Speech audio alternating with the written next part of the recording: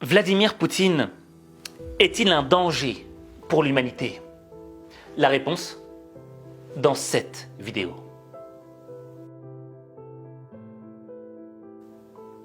Ce qu'il se passe aujourd'hui en Ukraine, cette invasion de l'armée russe, j'ai l'impression que c'est du déjà-vu. Ce que je veux dire par là, c'est que, je ne sais pas si tu te rappelles, mais il y a une dizaine d'années de cela, en Géorgie, il s'est produit exactement la même chose. À l'époque, le chef de la Géorgie, le chef d'État de la Géorgie, c'était Mikhail Saakashvili. Et il voulait un petit peu remettre de l'ordre en Ossétie du Sud et en Abkhazie. Le truc, c'est que il avait peur d'y aller, parce qu'il y avait Poutine de l'autre côté. Mais les Américains lui avaient dit, mais non, vas-y, on est avec toi. Si Poutine venait à intervenir, on serait derrière toi, ne t'inquiète de rien. Donc le gars, il est parti en confiance. Sauf que Poutine, pour lui, c'était une ligne rouge qui avait été franchie. Et il est intervenu. La Géorgie se souvient d'un conflit éclair qui a déchiré le pays. L'invasion russe en Géorgie, c'était il y a 11 ans. Dans la nuit du 7 au 8 août 2008, la Russie vient défendre l'Ossétie du Sud et l'Abkhazie, deux régions séparatistes de son petit voisin géorgien. L'occupation, c'est la douleur qui devrait nous unir tous. C'est une douleur et un défi à l'échelle nationale. Je suis confiant, la Géorgie surmontera l'occupation.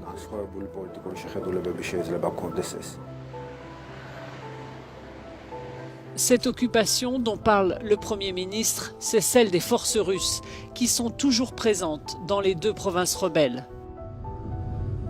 L'Union européenne a réitéré son soutien à Tbilissi et condamné les actions de Moscou dans la région. Le seul problème pour le gouvernement géorgien, c'est qu'il n'y avait personne derrière eux. Les Américains n'étaient plus là. Et j'ai l'impression que c'est un petit peu la même chose qui s'est reproduite avec l'Ukraine. Tu vois, j'ai l'impression qu'on a poussé l'Ukraine vers le Donbass. On leur a dit, mais allez-y, récupérez le Donbass, c'est à vous, et on sera derrière vous. Et au moment où ils sont partis et que Poutine est arrivé, il n'y avait plus personne derrière les Ukrainiens. Et aujourd'hui, ce que tu vois, c'est Zelensky dans les rues en train de dire « Aidez-nous, intégrez-nous dans l'Union européenne, on a besoin de vous ». Без вас Україна буде самотня. Ми довели свою силу, довели, що ми, як мінімум, такі самі, як ви. Доведіть, що ви разом з нами, доведіть, що ви нас не відпускаєте, доведіть, що ви дійсно європейці. І тоді життя переможе смерть, а світ – темряву. Слава Україні!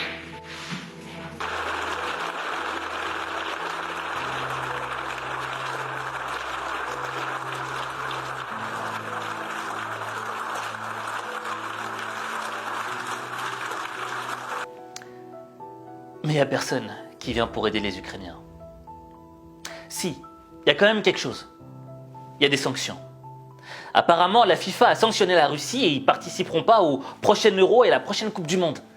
Je veux dire, ça met un stress à Poutine, ça, tu vois. Là, je pense que Poutine est en train de dire à ses gars, « Oh, les gars, on arrête tout, on rentre. Non, on rentre, parce qu'on ne pourra pas jouer la prochaine Coupe du Monde, les gars. »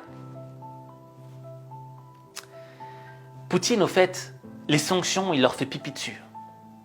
Parce qu'un jour, il a expliqué c'était quoi le vrai sens d'une sanction, lorsqu'il parlait des sanctions qu'on avait appliquées sur la Corée du Nord. Те, кто пытается разговаривать с Северной Кореей с позиции силы, укрепляют северокорейский режим. Вот все говорят о необходимости дальнейшего усиления санкций в отношении Северной Кореи. Но это Северная Корея, небольшая страна, она живет в условиях этих санкций уже десятилетия. И что? Вот смотрите, в 2001 году, по-моему, в 2001 по дороге там, в Японию, я был в Северной Корее и встречался с отцом нынешнего лидера. Он мне тогда еще сказал, что у них есть атомная бомба. Ну да. И больше того, сказал, что мы с помощью достаточно простых артиллерийских систем легко достанем до Сеула. Это было когда? В 2001 году. Сейчас 2017, страна живет в условиях постоянных санкций. Вместо атомной бомбы у них теперь водородная. Вместо простейших артиллерийских систем теперь ракеты средней дальности. 2700 километров, а то и больше, уже 5000. Что изменилось? Разве это путь, который способен решить проблему? Да нет. Мы же видим, что происходит совсем все наоборот. А ведь был момент, когда, в принципе, с Северной Кореей договорились.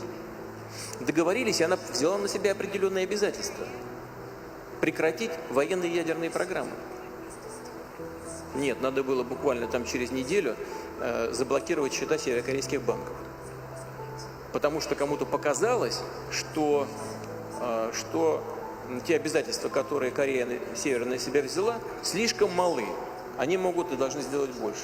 Но договорились-то именно о том, о чем договорились, а не о чем больше. Зачем надо было их провоцировать? Они тут же вышли из всех договоренностей окончательно и начали развивать свою ядерную и ракетную программу. И теперь мы имеем то, что есть.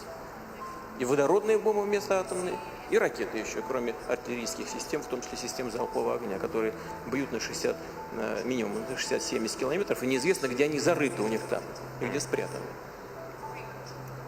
Поэтому просто вот эта воинственная риторика, она опасна. Давайте совсем уж прямо скажем. Можно нанести глобальный обезоруживающий удар? Можно. Достигнет он цели? Неизвестно. Потому что наверняка никто не знает, где и что, никто не знает, где и что у них есть. На 100% никто не знает. Это закрытая страна. Вот и все. Вот вам ответ. А нужна тогда эта риторика? Я думаю, что нет. Donc, si tu es chef d'État et que tu es conscient qu'en réalité, mettre des sanctions à Vladimir Poutine et à la Russie, c'est un petit peu comme prendre une boule de plume et de la jeter en pleine face de Poutine, pourquoi tu le fais?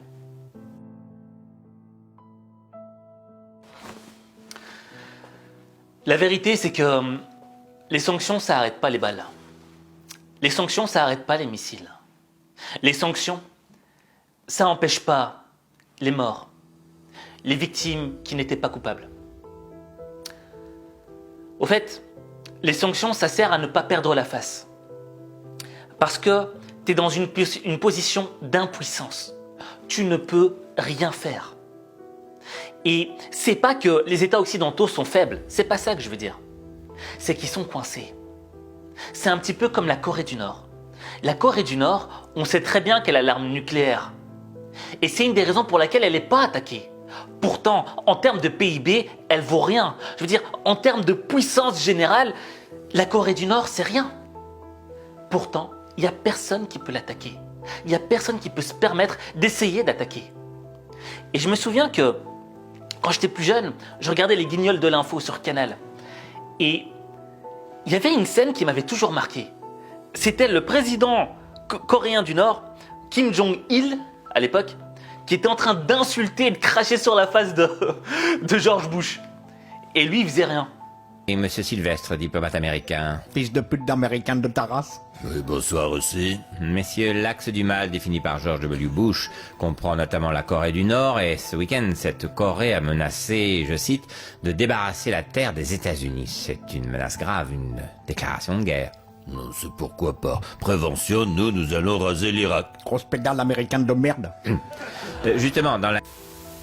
Oh, je crois pas, il n'y a aucune raison. Tête à gueule, fous le con, dégage, tire-toi. Bien, le temps passe et il faut songer à vaquer. Nous avons une guerre en préparation et... Dégage, on veut plus voir ta sale gueule de merde. Bon, on s'appelle, hein. Mais, vous partez? Vous avez peur? Non, c'est pas ça, mais j'ai laissé la fenêtre ouverte avec le froid, là. Tu es un tic de papier avec des couilles de crevettes à l'ail. Mais où est-elle, la première puissance militaire du monde? Vous la verrez en Irak, monsieur, hein. Casse-toi. Pourquoi? Parce qu'au fait, les Nord-Coréens, ils ont adopté la technique du porc-épic. Ce que je veux dire par là, c'est que, tu vois, le porc-épic, c'est un petit rongeur. D'accord? Je veux dire, c'est un rongeur, il casse pas trois pattes à un canard. Mais le truc, c'est qu'il a des aiguilles dans le dos. Et tu peux être un lion, tu peux être un léopard, tu peux être n'importe quel animal féroce dans la savane. Si tu veux t'attaquer au porc-épic, tu prends des risques. parce que tu pourrais en mourir. Donc tu vois, la Corée du Nord, c'est un petit peu un porc-épic. Tu sais pas par où l'attaquer, tu vois. Il y a des pics partout. Donc, tu laisses aller. Et la Russie, c'est un plus gros porc-épic. Et là, tu as encore moins de chances de l'attraper, tu vois. Et donc, toute l'idée de la vie, c'est quoi? C'est de se dire que le monde, c'est un rapport de force constant. Mais c'est pas le plus puissant, c'est pas le plus fort qui a l'hégémonie du pouvoir. Je pense que ce que nous démontre le monde, la géopolitique du monde, c'est que c'est celui qui a l'arme la plus sophistiquée. Et c'est une des raisons pour lesquelles Poutine est un danger.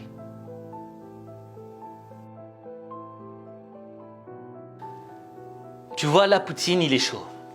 Il est chaud et il a dit à son ministre de la Défense de sortir les armes nucléaires. Уважаемые коллеги, вы видите, что западные страны предпринимают не только недружественные действия в отношении нашей страны в экономической сфере, я имею в виду нелегитимные санкции, о которых все хорошо знают, но высшие должностные лица ведущих стран НАТО допускают и агрессивные высказывания в адрес нашей страны. Поэтому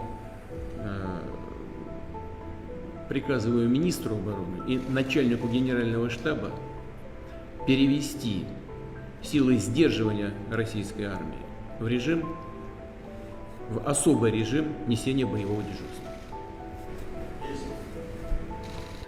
Alors moi, les armes nucléaires, je pense à quoi? Je pense directement aux bombes qui ont frappé Hiroshima et Nagasaki au Japon. Mais apparemment, il a une arme encore 100 fois plus puissante, même plus encore, qui s'appelle Satan II. Expliquez-nous, Rémi. Vladimir Poutine a annoncé hier qu'il mettait en alerte la force de dissuasion nucléaire russe.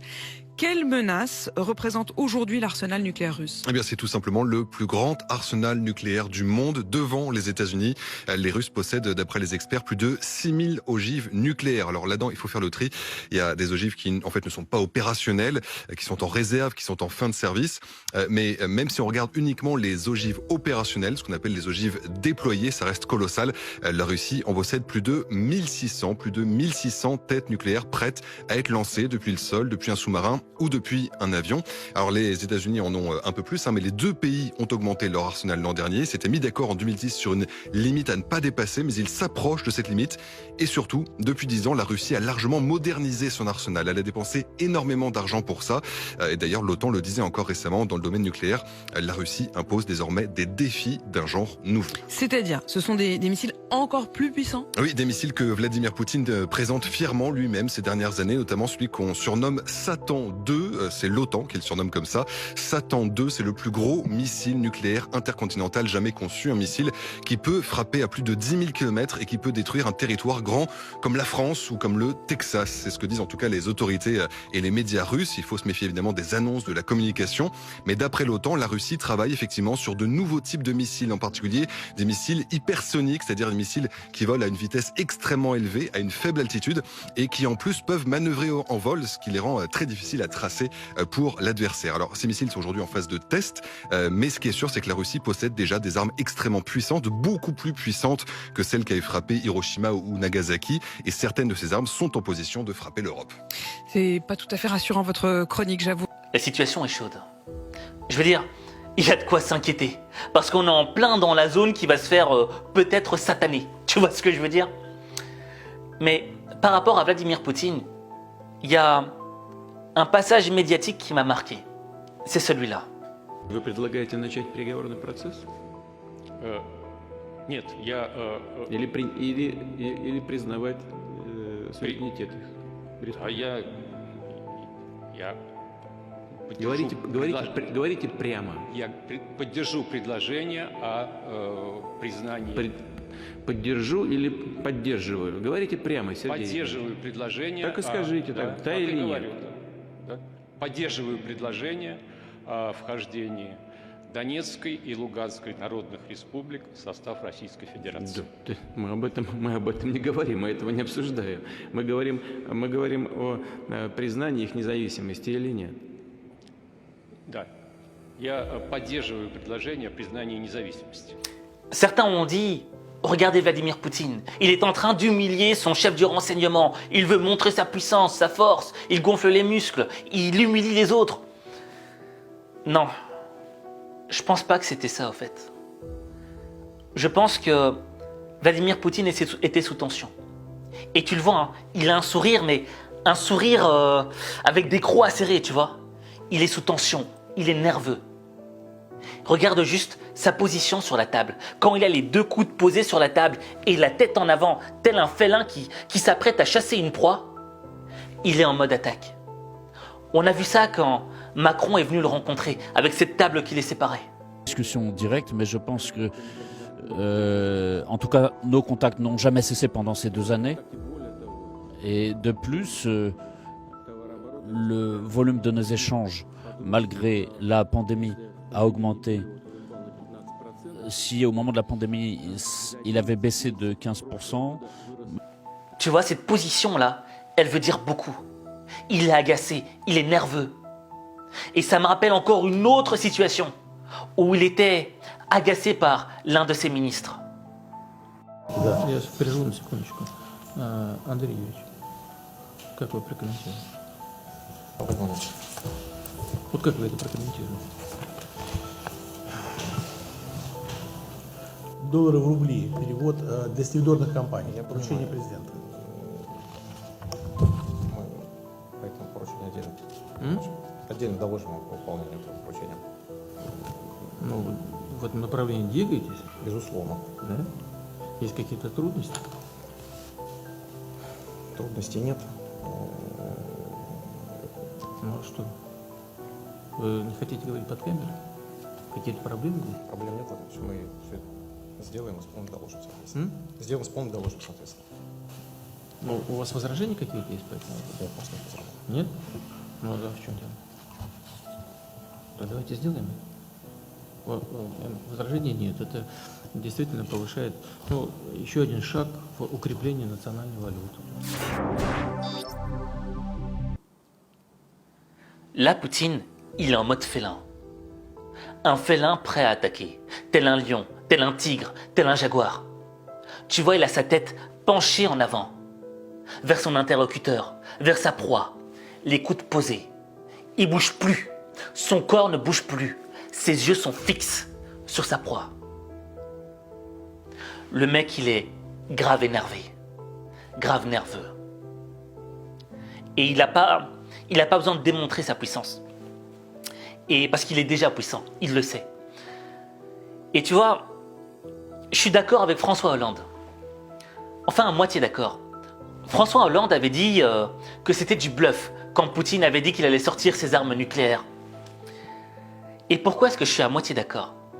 Parce qu'à un moment, on avait posé la question à Vladimir Poutine. On lui avait dit, est-ce qu'il y a un risque de 3e guerre mondiale? Et voici ce qu'il avait répondu. Et y a-t-il une menace d'une 3e guerre mondiale?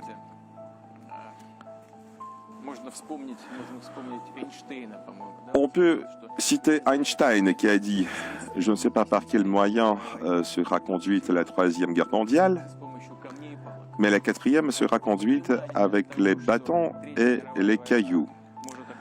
Donc, la 3e guerre mondiale serait la fin de la civilisation. Et tout le monde doit le comprendre, ce qui devrait être une garantie contre les actes les plus dangereux pour la civilisation sur la scène internationale. Là-dessus, je suis totalement d'accord. Si on utilise les armes nucléaires, c'est la fin de la civilisation humaine. Il n'y a plus personne sur Terre. Tu vois ce que je veux dire? C'est pour ça que, je sais pas si tu as vu, il y a quelques mois de cela, il y a eu une guerre entre la Chine et l'Inde. On n'en a pas beaucoup parlé dans les médias. Mais la Chine et l'Inde, c'est deux grosses puissances. L'Inde, elle possède l'arme nucléaire. Mais elle ne peut pas se permettre de l'acheter sur la Chine. Donc comment ils se sont fait la guerre? Ils se sont fait la guerre à coups de bâton. Je te jure, il y avait une frontière entre la Chine et l'Inde et les deux se disputaient un petit peu le territoire. Il y a eu des soldats chinois et des soldats indiens qui sont partis à cette ligne et qui ont commencé à se battre à coups de bâton. Ce sont les 4 soldats et officiers chinois qui sont morts dans un affrontement à la frontière. Le plus jeune d'entre eux n'avait que 18 ans. La Chine les a honorés ainsi qu'un officier blessé avec des mérites de première classe et une reconnaissance en tant que héros. L'affrontement a eu lieu en juin 2020 lorsque des troupes étrangères sont entrées du côté chinois de la ligne de contrôle réelle. 2 mois plus tôt, les troupes étrangères ont violé les accords conclus entre les deux parties, tentant de changer le statu quo en construisant des routes et des ponts à la frontière. Ils ont également traversé la frontière du côté chinois pour installer des tentes.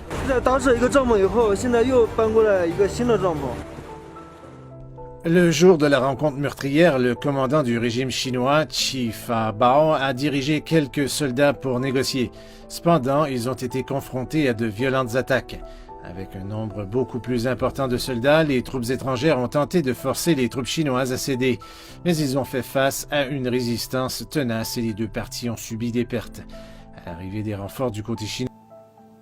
Le truc, c'est quoi? C'est que ça prête à rire quand on le voit comme ça. Mais il y a eu des morts des deux côtés. Tout ça pour dire que ces deux pays sont bien conscients de l'implication d'utiliser des armes à feu, des armes nucléaires. Parce que ça pourrait monter en cascade et finir extrêmement mal pour tout le monde.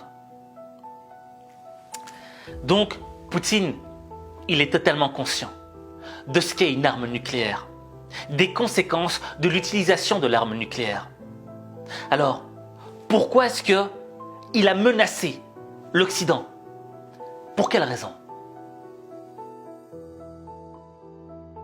Je ne sais pas si tu as cette impression-là, mais quand tu regardes les médias, tu as l'impression qu'on est beaucoup dans l'émotionnel et qu'on n'est plus trop dans le rationnel. Et le truc, c'est que ce soit d'un côté occidental ou d'un côté russe, tu vois, la première victime de la guerre, c'est la vérité.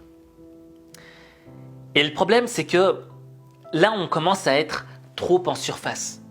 On est en train de hitlériser Vladimir Poutine. Or, on ne prend pas conscience des conséquences que ça peut avoir. Parce que ça ne va mettre que de l'huile sur le feu. Pourquoi? Parce que tout d'abord, ce qu'on oublie de dire, c'est que les Russes ont perdu des gens à cause de la guerre face à Hitler. Mais ils n'ont pas perdu 1 million de personnes. Ils n'en ont pas perdu 6 millions. Ils n'en ont pas perdu 10 millions.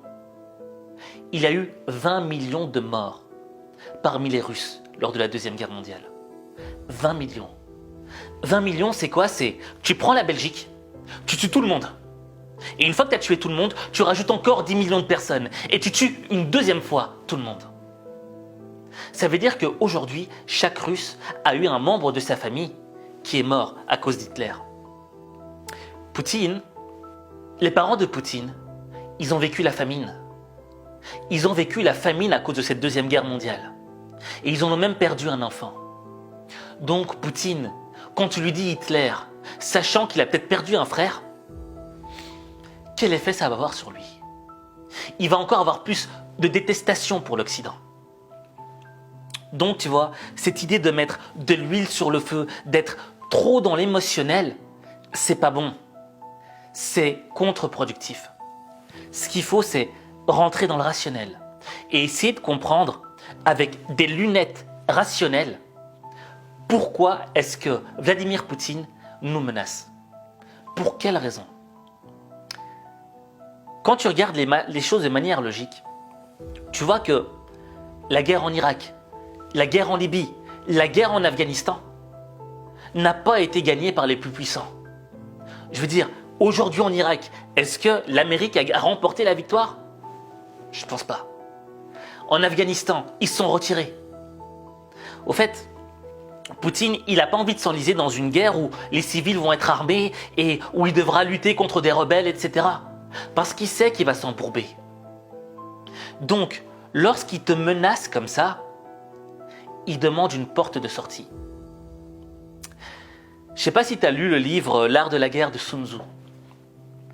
Il y a un moment, dans un chapitre, il dit que le moment où le fauve est le plus dangereux, c'est lorsqu'il est coincé entre 4 murs et qu'il n'a plus de porte de sortie. Là, il va sortir ses dents, il va sortir ses griffes, il va tout faire pour s'en sortir jusqu'à la mort. Par contre, si tu lui ouvres juste une petite porte, il va la prendre à 100%. Et c'est le fait d'ouvrir la porte qui fait que tu as remporté la bataille. Parce que premièrement, personne des deux n'a été blessé et c'est le fauve qui a pris la porte, pas toi. Donc personne dans ton armée n'est blessé. Et donc tu vois, Vladimir Poutine, pourquoi il est si agressif? Pourquoi il est si dur? Parce qu'il est au pied du mur. Parce qu'il sait ce que va coûter cette guerre. Parce que politiquement, ça va lui coûter. Parce que les Ukrainiens, c'est un peuple frère des Russes. Je veux dire, ils ont des familles en commun. Politiquement, ça pourrait lui coûter. Donc, c'est la raison pour laquelle, tu vois, toi-même dans ta vie, tu dois faire en sorte de ne pas être habité par l'émotion lorsque tu vois quelqu'un être en mode rage, en mode haine. Tu dois mettre les lunettes rationnelles, les lunettes de la logique, et essayer de comprendre le comment du pourquoi. Et quand tu arrives à comprendre ça chez l'humain, c'est toi qui remportes la bataille. Alors tout ce que je viens de te dire là, ne le prends pas pour argent comptant. Pour moi, c'est une analyse, c'est mon impression, mais ce n'est pas une vérité. Ce n'est pas la vérité. La vérité, c'est la première victime de la guerre. D'accord? Et même moi, je ne sais pas où est la vérité dans le fond. Mais ce que je remarque, c'est que là, tu vois, le monde en ce moment, il est trop dans l'émotionnel. Tu vois? On est trop dans l'émotionnel et on ne cherche pas à comprendre les causes, ce qui a amené au point où est-ce qu'on en est arrivé aujourd'hui. Or, pour pouvoir désamorcer cette bombe, il faut revenir à la source. C'est à la source qu'on trouve les solutions. Et tu vois, pour moi, cette situation, c'est une vraie leçon de vie. Aussi dramatique qu'elle soit, c'est une vraie leçon de vie. Parce que cette situation démontre que lorsque tu es dans l'émotionnel, tu n'es plus piloté par le rationnel. Et tu peux faire n'importe quoi.